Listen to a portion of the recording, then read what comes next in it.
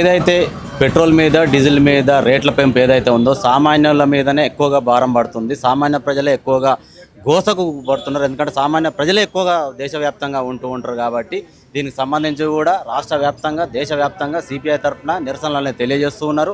ప్రస్తుతం అయితే మనం హిమాయత్ నగర్లో ఉన్నాం. సిపిఐ నాయకులు మనతో పాటు ఉన్నారు. అసలు ప్రధానంగా డిమాండ్లు ఏం చేయబోతున్నారు, ప్రజలకు ఏం చేస్తే వాళ్ళకు న్యాయం జరుగుతుందనే విషయం గురించి మనం మాట్లాడదాం. అన్న ఏందన్న ప్రధానంగా మీ డిమాండ్లలో ఏం పెడుతున్నారు ఈ పెంపుపై? ఇవాళ నరేంద్ర మోడీ సర్కార్ పెట్రోల్ డీజిల్ సిలిండర్ రేట్లను పెంచడం జరిగింది. ఎన్నికల ముందు పెంచమని చెప్పినా తిరిగి తమ యొక్క నిజ స్వరూపాన్ని బయట పెట్టుకున్నారు.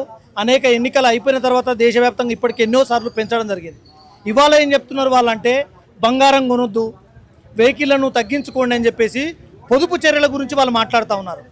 ఇదే విషయాన్ని సిపిఐ పార్టీ యుద్ధము ఇరాన్ పైన జరుగుతున్న క్రమంలో ఆయిల్ కోసమే దానిపైన ఆధిపత్యం చెలాయించడానికి ఇజ్రాయెల్ అమెరికా ఏకపక్షంగా ఇరాన్ పైన దాడి చేస్తూ ఉన్నారు, యుద్ధం చేస్తూ ఉన్నారు.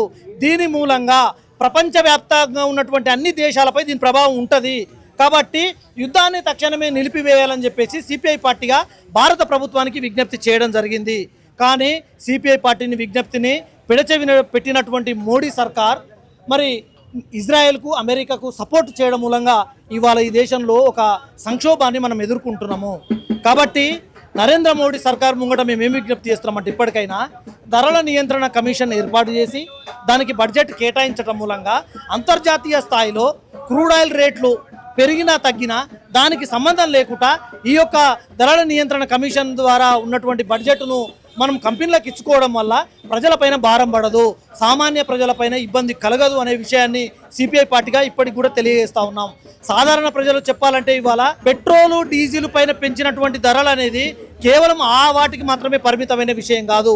ఇవాళ నిత్యావసర వస్తువుల ధరలు పెరుగుతాయి, రవాణా ఛార్జీలు పెరుగుతాయి. ప్రతి వస్తువు కూడా తీసుకురావాలంటే కంపెనీ నుంచి కావని ఉత్పత్తి అయిన దగ్గర నుంచి వేరే దేశాల నుంచి తీసుకురావాలంటే ఖచ్చితంగా ఇవాళ పెట్రోల్ డీజిల్ ఉత్పత్తి పైన ఆధారపడినటువంటి రవాణా వ్యవస్థ భారతదేశంలో పెద్ద ఎత్తున ఉన్నది. కాబట్టి ఈ రవాణా వ్యవస్థను దీని ప్రభావము అన్ని రంగాలపైన పడుతుంది. ఇవాళ పుస్తకాలు కొనాలన్నా, పెన్నులు కొనాలన్నా, డ్రెస్సులు కొనాలన్నా, ఏదైనా ఒక వస్తువు కొనాలంటే ఆ వస్తువు పైన ఇవాళ పన్ను అనేది పెంచడం అనేది జరుగుతూ ఉన్నది. కార్పొరేట్ కంపెనీలు, ఆయిల్ కంపెనీలు ప్రభుత్వం మీద ఒత్తిడి పెట్టి ఇవాళ పెట్రోల్ డీజిల్ రేటు పెంచాలని చెప్పేసి మాట్లాడుతూ ఉన్నారు. గతంలో క్రూడ్ ఆయిల్ రేటు అంతర్జాతీయ స్థాయిలో తగ్గినప్పుడు ఇక్కడ పెద్ద ఎత్తున వీళ్ళు దోచుకున్నటువంటి సందర్భం ఉన్నది. కాబట్టి అక్కడ పెరిగినప్పుడు ఇక్కడ పెంచాల్సిన అవసరం లేదు. అక్కడ తగ్గితే అక్కడ తగ్గాలి, అక్కడ పెరిగితే ఇక్కడ పెరగాలి. కానీ అక్కడ తగ్గినా కూడా ఇక్కడ పెంచి దోసుకున్న సందర్భం ఉంది. కాబట్టి ఆయిల్ కంపెనీలకు కార్పొరేట్ ప్రయోజనాల కోసం కాకుండా సాధారణ ప్రజలు జీవించడానికి అనుకూలంగా ఉండే విధంగా పెట్రోలు ఎంత స్థాయిలో తగ్గిస్తే బాగుంటుంది అనేది ఆలోచన చేయాల్సిన బాధ్యత భారత ప్రభుత్వం మీద ఉన్నది. అంటే ఇప్పుడు బీజేపీ చూసుకున్నట్లయితే కేంద్రంలో మూడోసారిగా ప్రధానమంత్రిగా మోడీని ఎన్నుకోవడం జరిగింది.